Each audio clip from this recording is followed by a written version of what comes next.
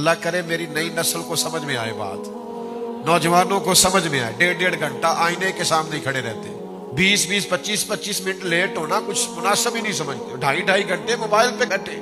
जिंदगी में जिन लोगों ने भी कारहाय नुमाया सर अंजाम दिए हैं, उन्होंने वक्त की रफ्तार को समझा है, उन्होंने देखा है तकाजा क्या है, उन्होंने नज़्म व ज़ब्त को देखा है, चीजों को देखा है, कायदे को समझा है, अपनी जिंदगी को उन्होंने मुरत्तब किया है। आपको टाइम के मुताबिक अपने आप को तरतीब देना है। घड़ी आपके लिए नहीं रुकेगी, वक्त हमारा इंतजार नहीं करेगा।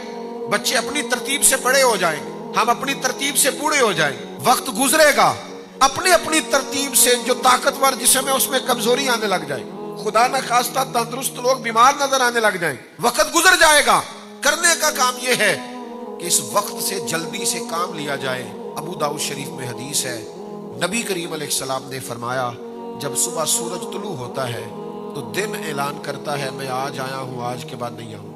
आज जो 27 मार्च 2026 का जुमा आज है, ये 27 मार्च कयामत तक दोबारा ये गुजर गई। 26 की 27 मार्च दिन कहता है मैं आज आया हूं, आज के बाद दोबारा नहीं आऊंगा।